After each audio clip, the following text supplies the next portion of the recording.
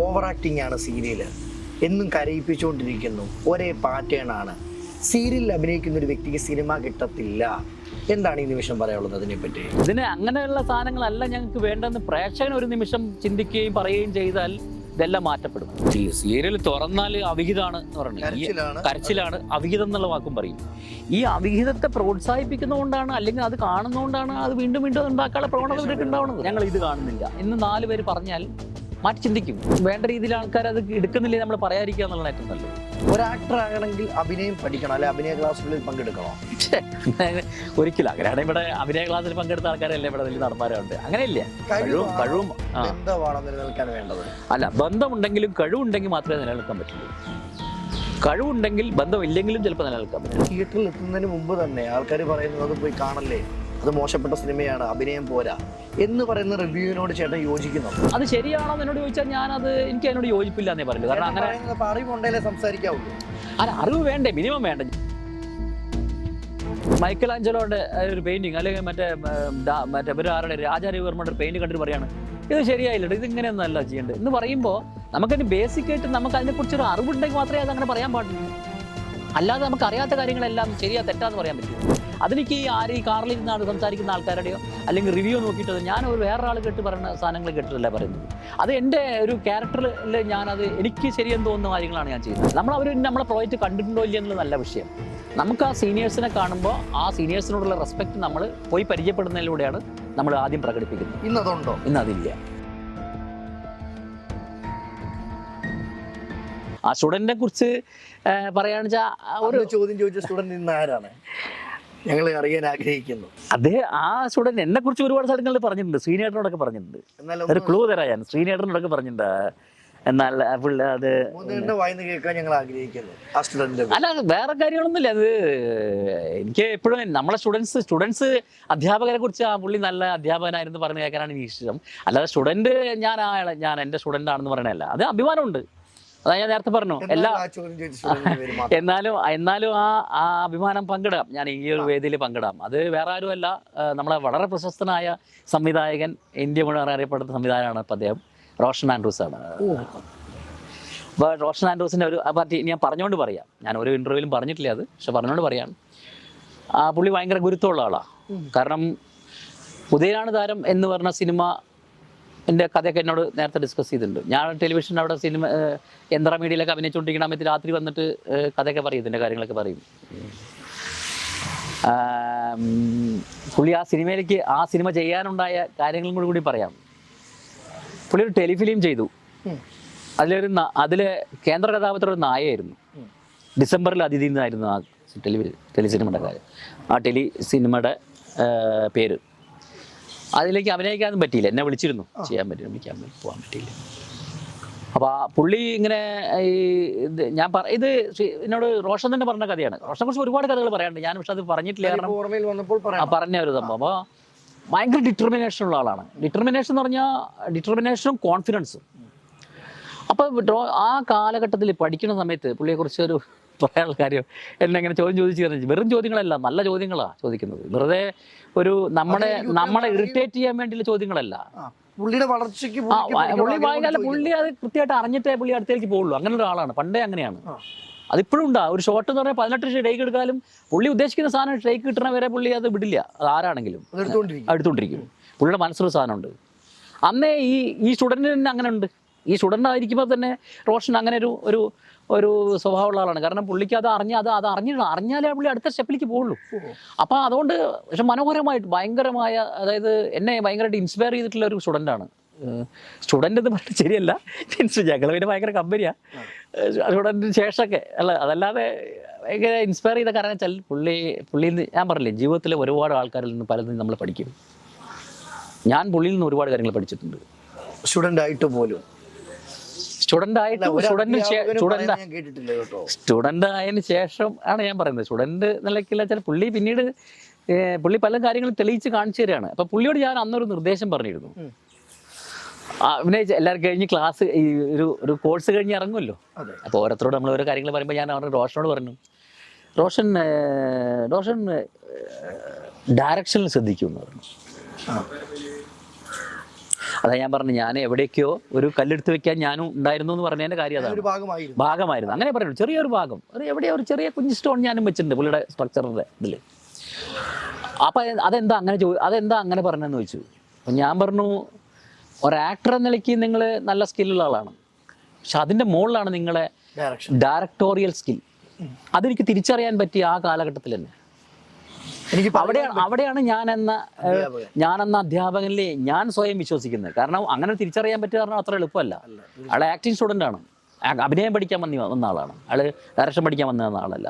പക്ഷെ അയാളോട് ഞാൻ കൊടുത്ത നിർദ്ദേശം സംവിധാനത്തിൽ കോൺസെൻട്രേറ്റ് ചെയ്യൂ, കോൺസെൻട്രേഷനെ മാത്രമേ ഞാൻ പറഞ്ഞുള്ളൂ, അല്ലാതെ അത് ചെയ്യൂ എന്നല്ല പറയണത്.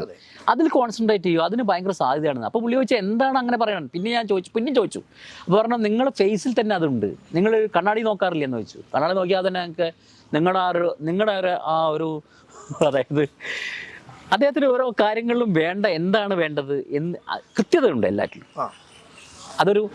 ഒരു ഡയറക്ടർക്ക് വേണ്ട ഏറ്റവും വലിയ ക്വാളിറ്റി ആയിട്ടാണ് ഞാൻ കാണുന്നത്, കൃത്യത. അതായത് കൃത്യത വെച്ചാൽ നമ്മളെടുക്കുന്ന ഷോട്ടുകളിൽ ആ ഷോട്ട് ശരിയോ തെറ്റോ എന്നുള്ളതല്ല, അദ്ദേഹത്തിന് ശരിയായിരിക്കണം, എടുക്കുന്ന ആ സംവിധായകന് ശരിയായിരിക്കണം ആ ചെയ്യുന്ന കാര്യത്തിൽ. അതിൽ ചാഞ്ചാട്ടം ഉണ്ടാകാൻ പാടില്ല. അപ്പോൾ പുള്ളി അഭിനയിക്കുമ്പോഴായാലും ശരി, പുള്ളി ചോദിക്കുന്ന ചോദ്യങ്ങളിലായാലും ശരി, പുള്ളിയുടെ എല്ലാ കാര്യങ്ങളിലും പുള്ളിക്ക് ഈ കൃത്യതയും ഈ ഒരു ഷാർപ്പ്നെസ് ഉണ്ടായിരുന്നു. പിന്നെ ഒരുപാട് ഘടകങ്ങളുണ്ട്. ഞാനൊരു ഓർമ്മ വെച്ചുകൊണ്ട് ഞാൻ പറഞ്ഞതാണ്, പുള്ളി അങ്ങനെ ഒരു ക്യാരക്ടറുള്ള ഒരു അതുകൊണ്ടാണ് ഞാൻ ആ ഒരു പുള്ളിയെ ലാസ്റ്റ് പറഞ്ഞു ഇങ്ങനെ അതിൽ. പക്ഷെ അത് പിന്നെ എനിക്കൊരു വിവരമില്ല അദ്ദേഹത്തിനെ കുറിച്ച്, പിന്നെ എനിക്കൊരു വിവരമില്ല. കുറേ കാലത്തിന് ശേഷം എന്നെ വിളിക്കുന്നു. ഈ സിനിമയുടെ കഥയൊക്കെ എന്നോട് നേരത്തെ പറഞ്ഞിട്ടുണ്ട്, ഗംഭീര കഥയാണ്. ആ കൂട്ടത്തിൽ കഥ കേട്ടിട്ടുള്ള ഒരാൾ, അതായത് PF മാത്യൂസിനോടാണ് കഥ പറയുന്നത് പുള്ളി. അതിനുശേഷം മാത്യു ചേട്ടനോട് ഞാൻ പറഞ്ഞൊരു കഥ അതുപോലെ എന്നോടും പറഞ്ഞു. ഞങ്ങൾ രണ്ടുപേരാണ് ഈ ശ്രീനേട്ടനൊക്കെ കഥ കേൾക്കുന്നതിൻ്റെ മുമ്പ് കേട്ട ആൾക്കാരിൽ ഞങ്ങൾ രണ്ടുപേരുണ്ട്. കേൾക്കുന്ന സമയത്ത് എന്ത് തോന്നി?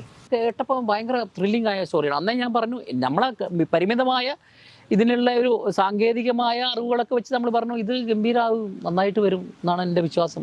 അപ്പോഴും ഞാൻ പറഞ്ഞു എൻ്റെ വിശ്വാസം എന്നേ പറയാറുള്ളൂ. കാരണം എനിക്ക് അങ്ങനെ ഉറപ്പൊന്നും പറയാൻ പറ്റില്ല, ഞാൻ അതിൽ അങ്ങനെ തെളിയിച്ച ആളല്ലല്ലോ. ഈ തെളിയിക്കപ്പെടുമ്പോൾ മാത്രമേ നമുക്ക് ആധികാരികമായിട്ട് സംസാരിക്കാൻ പറ്റൂ. തെളിയിക്കപ്പെടാതെ നമ്മളെ വിശ്വാസം അതാണ്, നമുക്കത് അങ്ങനെയാണ് തോന്നുന്നതെന്നൊക്കെ പറയാൻ പറ്റുള്ളൂ. കാരണം ഒരാളെ മിസ്ലീഡ് ചെയ്യിക്കാൻ പാടില്ല. ഞാൻ പറയുന്ന സാധനം ശരിയല്ലെങ്കിലോ അവിടെ നമ്മൾ കുറ്റക്കാരനാണ്. അപ്പോൾ ഒരിക്കലും നമ്മൾ കുറ്റക്കാരനാവാൻ പാടില്ല. അപ്പോൾ പുള്ളി കൊണ്ടുവന്ന പറഞ്ഞ കഥയിൽ അത് എനിക്ക് നന്നായിട്ട് തോന്നി, നല്ല ഇൻട്രസ്റ്റിംഗ് ആയിട്ട് തോന്നി. കാരണം അങ്ങനെ ഒരു സാധനം ഇതുവരെ വന്നിട്ടില്ല. അത്ര വരെ എനിക്ക് കഥ അറിയുള്ളൂ. പിന്നെ ഞാൻ അടുത്ത തന്നെ കേൾക്കണമെന്ന് വെച്ചാൽ കുറേ മാസങ്ങൾ, എത്ര സമയം എന്ന് എനിക്ക് ഡ്യൂറേഷൻ അറിയില്ല. ഈ കഥയൊക്കെ ഞാൻ കേട്ടിട്ട് ഇതിന് അഭിപ്രായം പറഞ്ഞു പോയി. പിന്നെ റോഷനെ വിവരമൊന്നുമില്ല. പിന്നെ കുറച്ച് ശേഷം, ചേട്ടാ എൻ്റെ സിനിമ ആദ്യത്തെ ഷോട്ട് എടുക്കാൻ പോവുകയാണ്,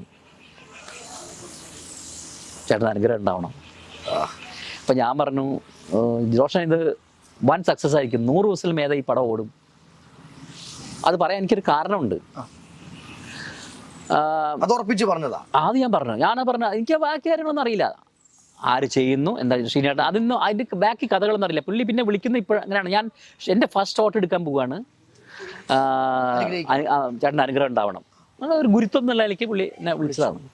അപ്പം ഞാൻ പറഞ്ഞു, അത് 100 ദിവസം ഓടും റോഷൻ, ഒന്നും വിഷമിക്കണ്ട, വിഷമിക്കല്ല, ഒന്ന് സന്തോഷമായിട്ട് നമ്മൾ ഷൂട്ട് ചെയ്യും, ഗംഭീരമായിട്ട്. എനിക്ക് അങ്ങനെയൊക്കെ പറയാറില്ല, ഞാൻ എക്സൈറ്റഡ് ആയി. കാരണം എൻ്റെ ഞാനുമായിട്ട് ഒരു അധ്യാപകൻ എന്ന നിലയ്ക്ക് ഞാൻ ഒരു സ്റ്റുഡൻറ്റ് എന്നെ ആദ്യം വിളിച്ച അയാളുടെ സിനിമ ആദ്യത്തെ, എനിക്ക് അത്ര അന്ന് റോഷനൊന്നും പ്രശസ്തനല്ലല്ലോ.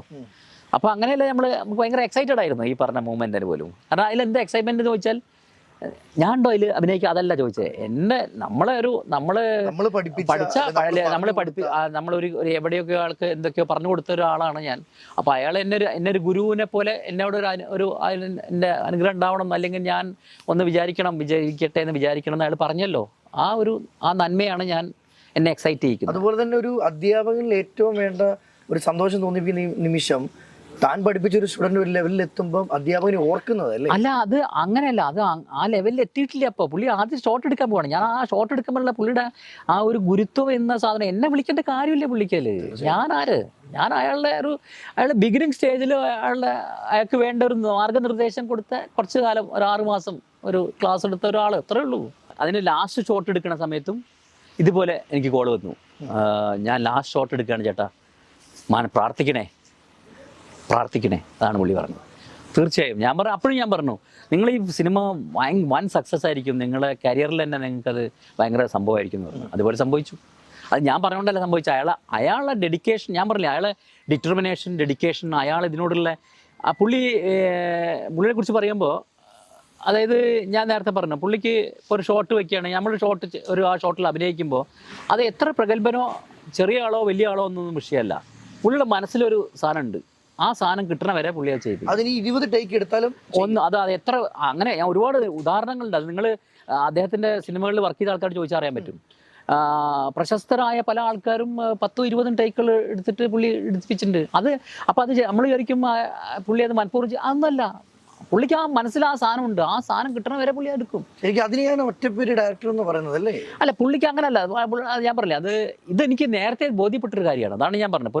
ഇപ്പോൾ നമ്മളൊരു ഇംപ്രോവൈസേഷൻ സാധനങ്ങൾ കൊടുക്കുമ്പോൾ പോലും പുള്ളി നന്നായി ചെയ്യും. അത് നല്ല ആക്ടറും കൂടിയാണ് പുള്ളി. അപ്പം നന്നായി ചെയ്തതിന് ശേഷം പുള്ളി പറയും ഞാൻ ഒന്നും കൂടി ചെയ്യട്ടെ എന്ന് പറയും. ഞാൻ പറയുന്നത് നന്നായിരുന്നു, അല്ല എനിക്ക് ഒന്നും കൂടി ചെയ്യണം. പുള്ളി വേറെ രീതി ചെയ്യും. അങ്ങനെ ആ ഒരു വീണ്ടും ഒരു സാധനം നന്നാക്കാനുള്ള പുള്ളിയുടെ ആ ഒരു ഇത് അന്നേ ഉണ്ട്, ഈ ഇത്രയും വർഷങ്ങൾക്ക് മുമ്പ് തന്നെ ഉണ്ട്. അപ്പോൾ അതൊക്കെ എന്ന് പറഞ്ഞാൽ ശരിക്കും പറഞ്ഞാൽ നമുക്ക് മാത്രമല്ല, ഞാൻ വേറെ പുള്ളിയിൽ നിന്ന് ഞാൻ വലിയൊരു കാര്യം പഠിച്ചൊരു കാര്യമുണ്ട്.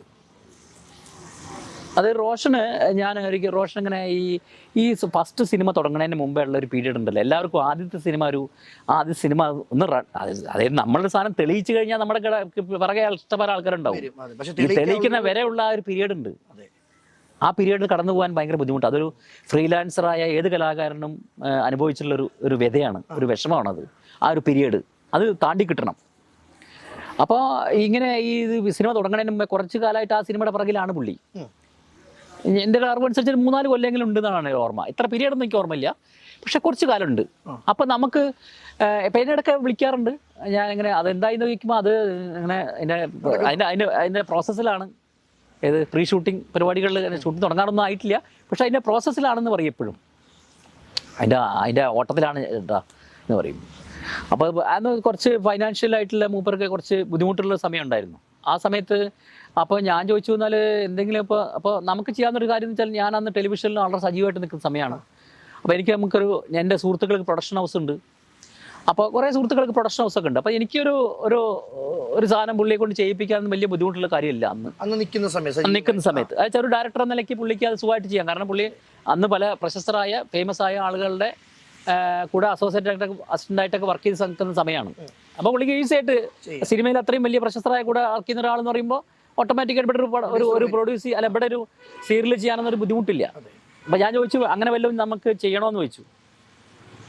ചേട്ടാ അത് ചെയ്താൽ എനിക്ക് ഭയങ്കര ഇപ്പോൾ വലിയ ഗുണമായിരുന്നേനെ, നല്ല എനിക്ക് അത്ര സാമ്പത്തിക ആവശ്യമുണ്ടെന്ന്. പക്ഷെ ഞാൻ ചെയ്യില്ല അത്. കാരണം എൻ്റെ സിനിമയിൽ നിന്നുള്ള എൻ്റെ ഫോക്കസ് നഷ്ടപ്പെട്ടു പോകുന്നു. അതുകൊണ്ട് ഞാൻ എന്ത് സഹിച്ചിട്ടാണെങ്കിൽ എൻ്റെ ഈ പുള്ളിയുടെ ലക്ഷ്യം, അതായത് പുള്ളിക്ക് ആ ലക്ഷ്യത്തിലെത്തണമെങ്കിൽ ഈ ഫോക്കസ് ഒരിക്കലും നഷ്ടപ്പെടരുത്. ഫോക്കസ് നഷ്ടപ്പെട്ടു കഴിഞ്ഞാൽ വീണ്ടും അത് ചെയ്യാൻ ഭയങ്കര സമയമെടുക്കും, വീണ്ടും അത് കുറേ പോകും. അപ്പോൾ അത് നമുക്ക് മനസ്സിലാക്കിയെന്ന് വെച്ചാൽ നമ്മളൊരു എന്താ പറയുക, വലിയ ലക്ഷ്യത്തിലേക്ക് പോകുമ്പോൾ ഒരുപാട് തടസ്സങ്ങളും പ്രതിബന്ധങ്ങളും ഒക്കെ ഉണ്ടാവും. അതൊക്കെ താൽക്കാലികമായിട്ട് ഉള്ളതാണെന്ന് മനസ്സിൽ കണ്ടുകൊണ്ട് നമ്മൾ അതിനെ മുന്നോട്ട് കൊണ്ടുപോകാനുള്ള ഒരു മനസാന്നിധ്യം എപ്പോഴും ഉണ്ടാവണം ഒരു ആക്ടർക്ക്.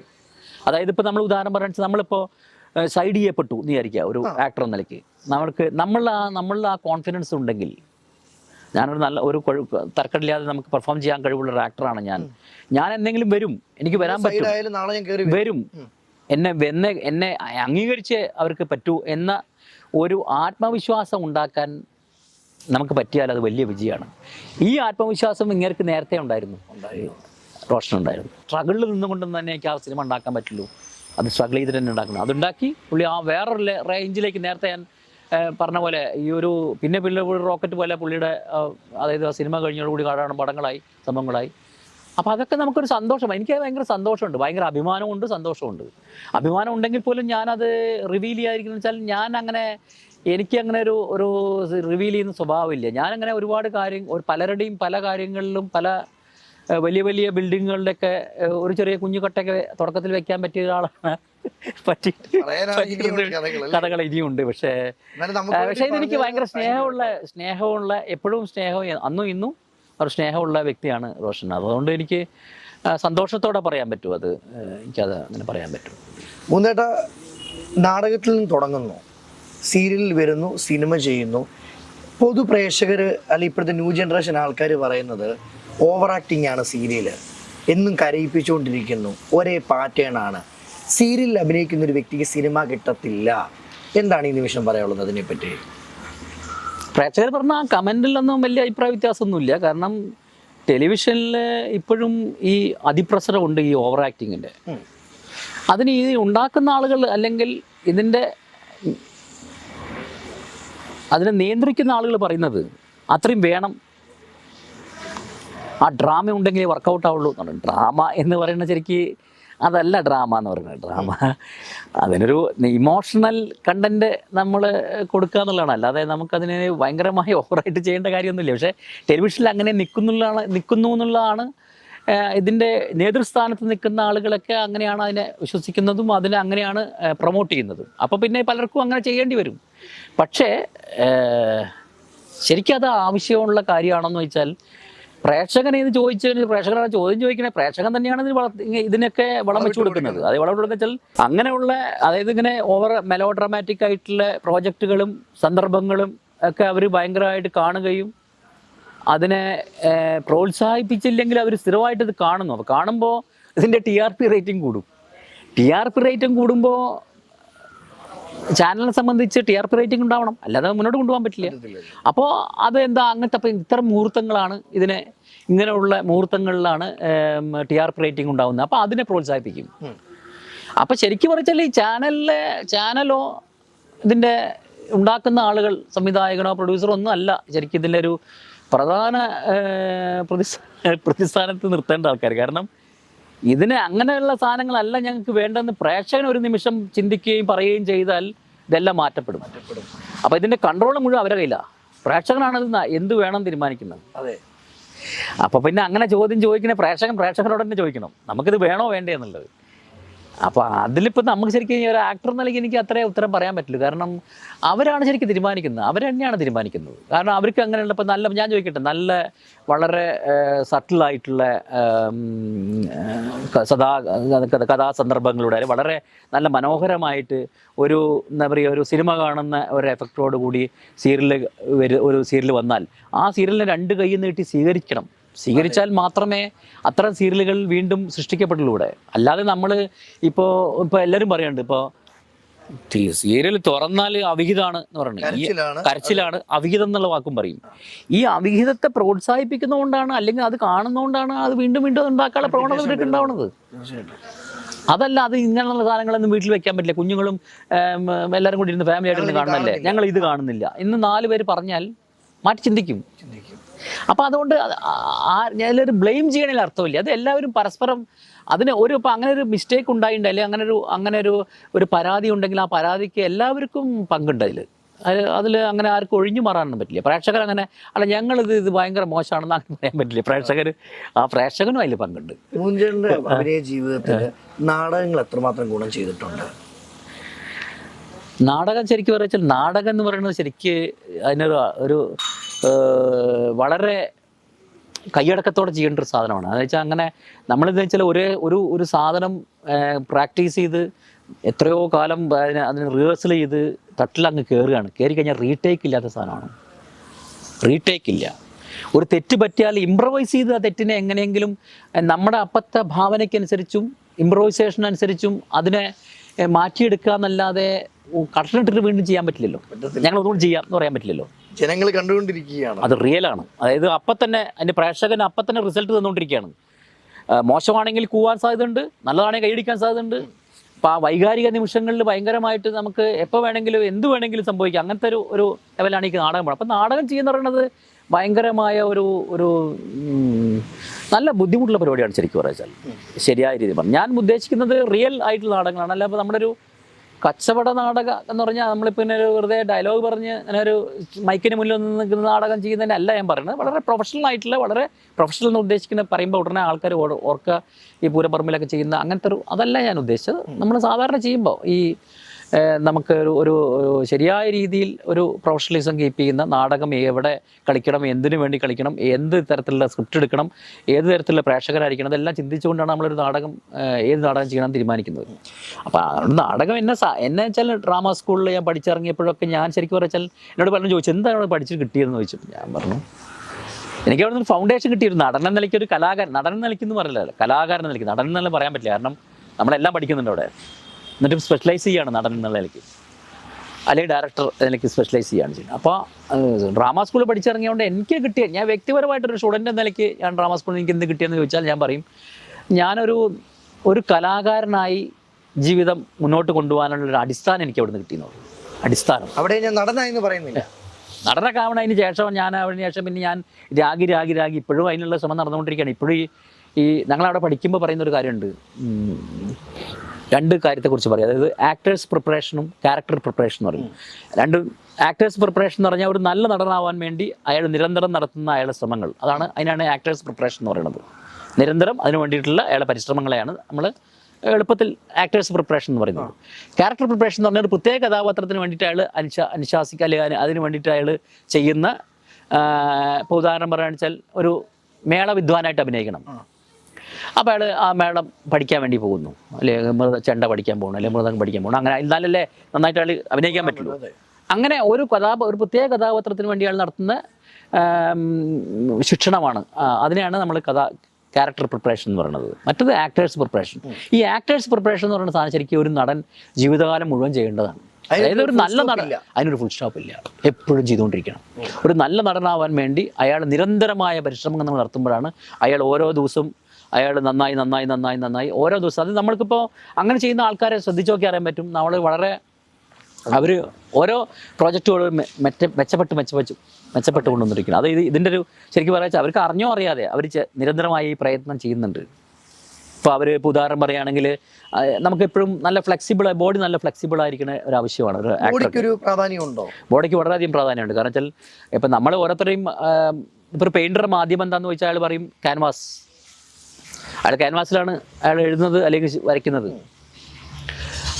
ഒരു ഫോട്ടോഗ്രാഫറെ മാധ്യമം എന്താണെന്ന് വെച്ചാൽ ക്യാമറ കൊണ്ടാണ് അയാളെല്ലാം ചെയ്യുന്നത്. അയാളെ ടൂള് ക്യാമറയാണ് എന്ന് പറഞ്ഞാൽ അയാളിപ്പോൾ എൻ്റെ പ്രകൃതി അത് അയാളെ മാധ്യമവും ക്യാമറ അയാളുടെ ടൂളുമാണ്, അയാളുടെ ഉപകരണം. ആ ഉപകരണം വെച്ചാണ് അയാൾ ഈ പ്രകൃതി ദൃശ്യം പകർത്തുന്നത്. ഒരു നടൻ്റെ മാധ്യമവും ടൂളും ഒക്കെ അയാൾ തന്നെയാണ്. അതായത് മാധ്യമം എന്ന് പറഞ്ഞാൽ അയാളുടെ ബോഡിയും അയാൾ ചെയ്യുന്ന പ്രവൃത്തികളാണ് അയാൾ ചെയ്യുന്നതാണ്. അവിടെ മാധ്യമവും ടൂളും ഒക്കെ അയാൾ തന്നെയാണ്. അപ്പോൾ ഈ മാധ്യമം വളരെ നന്നായിട്ട് കൃത്യമായി അയാൾ കൺട്രോളിൽ നിർത്തുക എന്നുള്ളതാണ് ഏറ്റവും പ്രധാനപ്പെട്ട കാര്യം. അപ്പം പല നാടകങ്ങളൊക്കെ നമ്മൾ ചെയ്യുമ്പോൾ പലരും നമ്മളോട് ചോദിക്കാറുണ്ട്, സാറേ ഞാൻ എൻ്റെ കൈ എന്ത് ചെയ്യും, എൻ്റെ കൈ കൊണ്ട് എന്ത് ചെയ്യണം? ആ ചോദ്യം എന്ന് പറയണത് ശരിക്കും പറയാച്ചാൽ അയാൾക്ക് കൈ എന്ത് ചെയ്യണമെന്ന് അറിയായ്മ എന്ന് പറയണത് അയാൾക്ക് അയാളുടെ ബോഡിയിലുള്ള അല്ലെങ്കിൽ അയാളുടെ മാധ്യമത്തിലുള്ള അയാൾക്കുള്ള കൺട്രോളില്ലായ്മയാണ്, അല്ലെങ്കിൽ അയാളുടെ ടൂളിലുള്ള കൺട്രോളില്ലായ്മയാണ്. ഞാൻ ഈ കൈയുടെ കാര്യം പറഞ്ഞ സമയത്തെ നമ്മളിപ്പോൾ സ്കൂളുകളിൽ സ്കിറ്റ് ചെയ്തുകൊണ്ടിരിക്കുന്ന സമയത്താണേലും നമുക്ക് കൈ ഇങ്ങനെ എവിടെയെങ്കിലും വെച്ചുകൊണ്ടിരിക്കണം. അതാ പറഞ്ഞത്. ഇങ്ങനെ എന്ത് ചെയ്യുന്നു വെച്ചാൽ ഞാൻ സർജൻ, എൻ്റെ കൈ എന്താ ചെയ്യേണ്ടത്? അത് അങ്ങനെ ചോദിക്കുമ്പോൾ അതൊരു കൈ എന്താ ചെയ്യേണ്ടത്? ഇപ്പം നമ്മളിപ്പോൾ സംസാരിച്ചുകൊണ്ടിരിക്കുകയാണ്. ഇപ്പോൾ ഞാൻ നിങ്ങളോട് ചോദിക്കുകയാണ്, ഞാൻ ഈ കൈ എവിടെ വെക്കണം, ഞാൻ ഇങ്ങനെ വെക്കണോ അങ്ങനെ വെക്കണോ? അതൊക്കെ ഞാൻ ഓട്ടോമാറ്റിക്കായിട്ട് ചെയ്യണതാണ്. അപ്പം ഞാൻ എൻ്റെ ബോഡിയും, അതായത് നമ്മളിപ്പോൾ ഞാൻ പറഞ്ഞു ഇതിലൊക്കെ ഒരുപാട് വലിയ വിഷയങ്ങളാണ്. അതായത് കഥാപാത്രങ്ങളെ ഇപ്പോൾ മാധ്യമവും ടൂളും ഒക്കെ പറഞ്ഞാൽ നമ്മൾ കുഴപ്പിക്കുന്ന കാര്യങ്ങളല്ല അത്. പക്ഷേ നമുക്കിത് രണ്ടും ഇതെല്ലാം നമ്മൾ തന്നെയാണ്.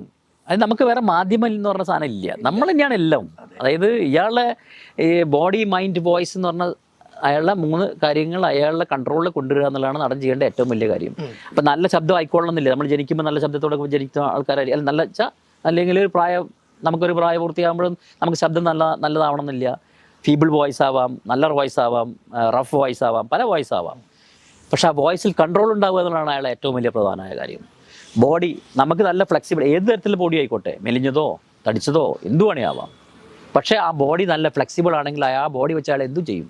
കാരണം അതിന് ഉദാഹരണങ്ങളാണ് ഇന്ന് മമ്മൂക്കയിൽ ലാലേട്ടനും ഒക്കെ ചെയ്യുന്നത്. അല്ല അത് പറയാതിരിക്കുന്നില്ല. ലാലേട്ടന്റെ പോലുള്ള ഫൈറ്റ് സീൻ ചെയ്യുന്ന ഫൈറ്റ് സീൻ ചെയ്യുമ്പോൾ അങ്ങനെ ഒരു ശരീരപ്രകൃതികൾ വേറൊരാൾക്ക് ചെയ്യാൻ പറ്റുമോ? ചെയ്യാൻ പറ്റില്ല. കാരണം ഇദ്ദേഹം അതിൽ അത്രയും കൺട്രോൾഡാണ്.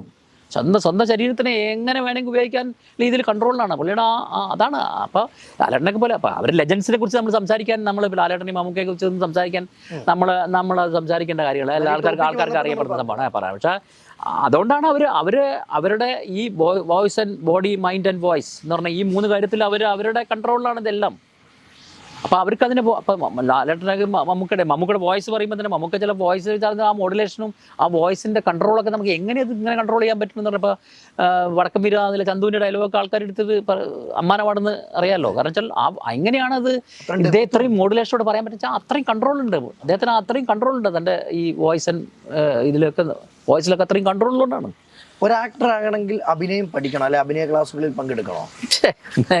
ഒരിക്കലും. അങ്ങനെയാണ് ഇവിടെ അഭിനയ ക്ലാസ്സിൽ പങ്കെടുത്ത ആൾക്കാരല്ലേ ഇവിടെ വലിയ നടന്മാരുണ്ട്. അങ്ങനെയില്ല. അങ്ങനെ അഭിനയം പഠിക്കേണ്ട കാര്യമേ ഇല്ല ഒരു ആക്ടർ ആവണല്ലേ. നമ്മൾ ശരിക്കും വെച്ചാൽ അജിനും എനിക്കും പുറമേലുള്ള എല്ലാ നിൽക്കുന്ന ആൾക്കാരിലൊക്കെ ഈ കല എന്ന് പറഞ്ഞ കാര്യമുണ്ട്. പക്ഷേ അതൊക്കെ അവർ ഉള്ളിൽ ഉറങ്ങിക്കിടക്കുക. ഈ ഉറങ്ങിക്കിടക്കുന്ന ഈ കലാപരമായ കഴിവുകളെ പുറത്തു കൊണ്ടുവരാൻ ചിലവർക്ക് സാധിക്കും. അവരെന്നെ സ്വയം കണ്ടെത്തും. ക്ലാസ്സുകളില്ലാതെ തന്നെ അവർക്ക് അത് സ്വന്തമായിട്ട് കണ്ടെത്താനും ആ കഴിവുകളെ അവർക്ക് സ്വയം വികസിപ്പിച്ചെടുക്കാനും പറ്റും. ചില വ്യക്തികൾക്ക് അങ്ങനെ ആ വികസനം പ്രക്രിയ നടക്കില്ല, കൃത്യമായിട്ട് നടന്നോളണമെന്നില്ല. അല്ലെങ്കിൽ അവർ കണ്ടെത്താൻ പറ്റിയിട്ടുണ്ടാവില്ല, അതിന് കണ്ടെടുത്താൻ സമയമെടുക്കും. അങ്ങനെ വരുമ്പോൾ ചിലപ്പോൾ അവർക്ക് ആ കറക്റ്റായിട്ടുള്ള ഇതിനൊക്കെ ഓരോ പ്രത്യേക അവസരങ്ങളും കാര്യങ്ങളൊക്കെ ഉണ്ട്. ആ സമയത്ത് നമ്മൾ ഈ പിന്നെ കണ്ടെത്താന്ന് പറഞ്ഞാൽ ചിലപ്പോൾ കണ്ടെത്തുമ്പോഴേക്കും നമുക്ക് ഇത് ആവശ്യം വരില്ല. അപ്പോൾ അങ്ങനെ ശരിക്കും എല്ലാവരിലും സാധനം ഉണ്ട്. അപ്പോൾ ആ ഒരു സ്പാർക്കുള്ള ഒരാൾക്ക് എല്ലാവരിലും ഉണ്ടെങ്കിൽ പോലും ചിലരിൽ ഇത് കൃത്യമായിട്ട് ആ സ്പാർക്ക് ഉണ്ടാവും. അവിടെ കലാകാരൻ എന്ന നിലയ്ക്ക് ആ സ്പാർക്ക് അവിടെ ഇൻബോൺ ആയിട്ടുണ്ടാവും. അവർക്ക് ഈ ക്ലാസ്സിൻ്റെ ഒന്നും ആവശ്യമില്ല, അവർക്ക് ഒന്നും വേണ്ട. അവർ സ്വന്തമായി ഡെവലപ്പ് ചെയ്ത് അവർ സ്വന്തമായിട്ട് വളരെ നമ്മൾ ഇൻബോൺ ആക്ടേഴ്സ് എന്ന് പറയും. അവർ ജനിക്കുമ്പോഴേ അവർ നല്ല നടന്മാരാണ്. അവർക്ക് ആ ഇൻബോൺ ടാലൻ്റ് കൊണ്ട് വെച്ച് മാത്രം അവർക്ക് മുന്നോട്ട് പോകാൻ പറ്റും. പക്ഷെ ചില ആൾക്കാർക്ക് ഈ സ്പാർക്ക് ഉണ്ടായിട്ടും അത് പ്രോപ്പറായിട്ട് പ്രകടിപ്പിക്കാൻ പറ്റാത്ത എന്തൊക്കെയോ ഇതിൽ കുറേ ഒരു മതിൽ പോലെ ഇൻഹിബിഷൻ എന്ന് പറഞ്ഞൊരു സാധനം കിടക്കുന്നുണ്ട്. അതായത് നമ്മൾ ചെയ്യുന്ന സാധനങ്ങൾ പുറത്തു കൊണ്ടുവരാൻ പറ്റാത്തതിൻ്റെ അതിനൊരു മതിലായിട്ട് ഇൻഹിബിഷൻ വരും.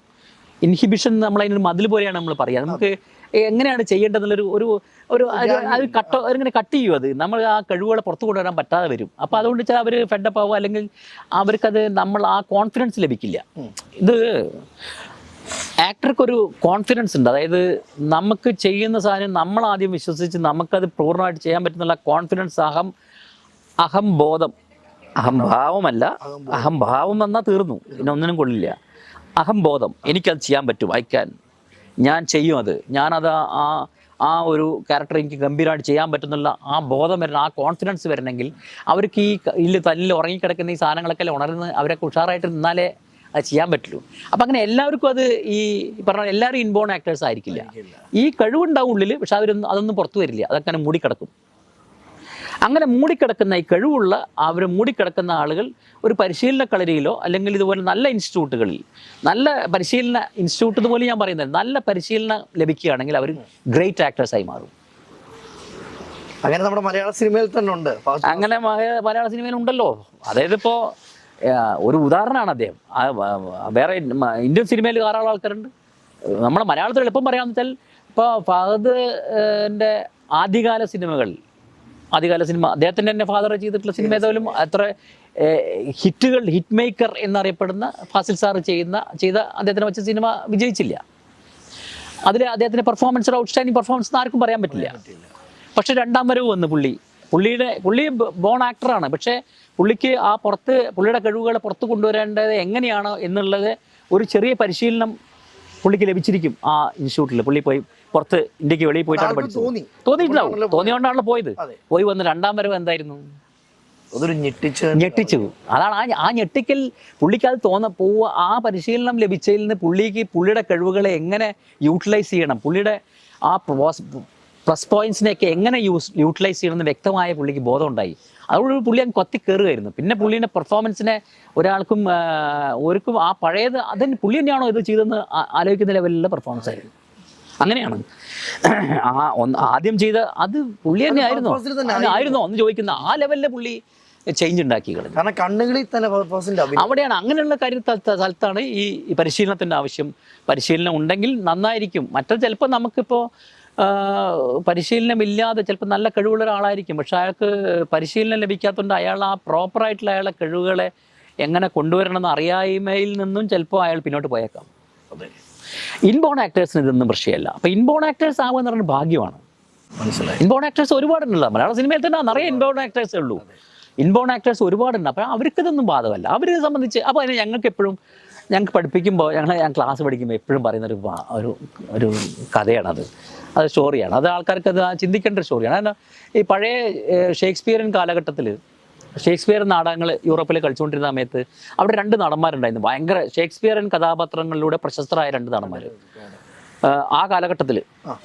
ഒരാളുടെ പേര് സാൽവിനി എന്നാണ്, ഇറ്റാലിയൻ നടനാണ് അയാൾ ഈ ഒഥല്ലോ പോലെ ഭയങ്കര എല്ലാം ഷേക്സ്പിയറിയൻ ക്യാരക്ടേഴ്സിനെ ഹിറ്റാക്കിയ ആൾക്കാരാണ് ഇവർ. ഒരാൾ ഈ സാൽവിനി, വേറെ ആൾ എഡ്മണ്ട് കീൻ.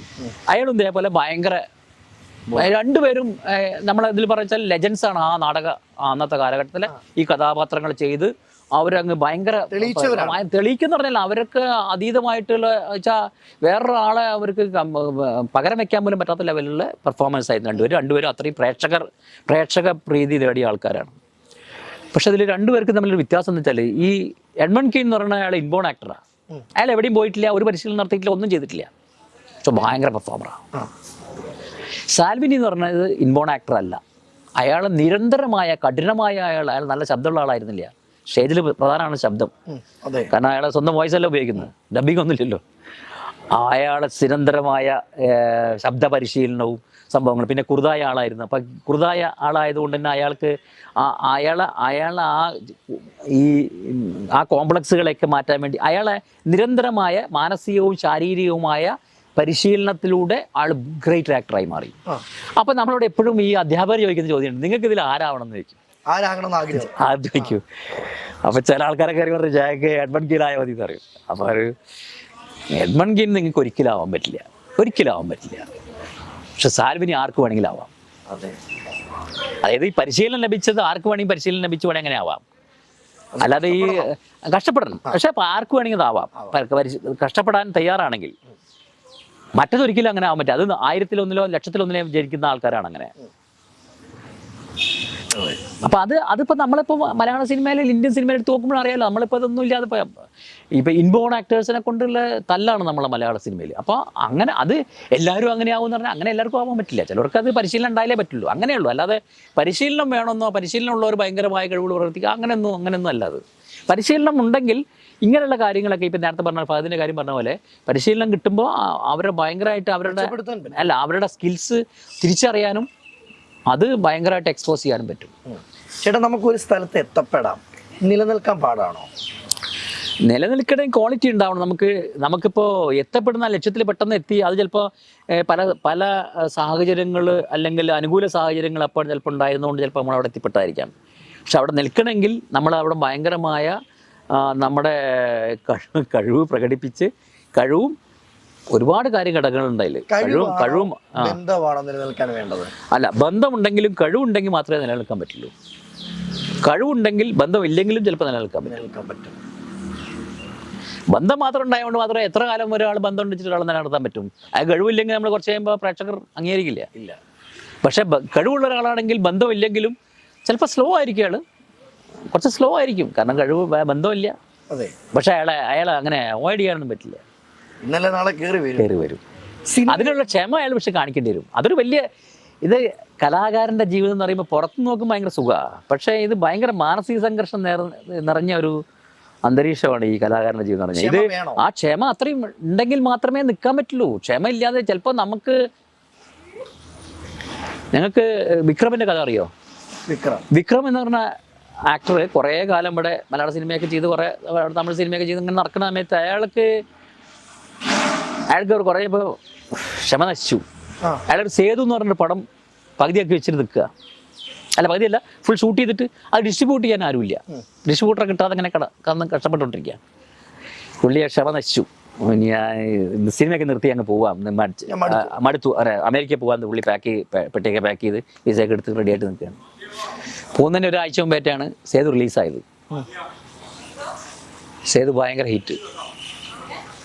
പുള്ളി എല്ലാം ക്യാൻസൽ ചെയ്ത് വീണ്ടും ഇവിടെ തൊള്ളാതെ ശ്രമിച്ചു. ഈ സേതു റിലീസ് ആവണതിന് മുന്നേ എങ്ങനെ പോയിരുന്നെങ്കിലോ? അതെ.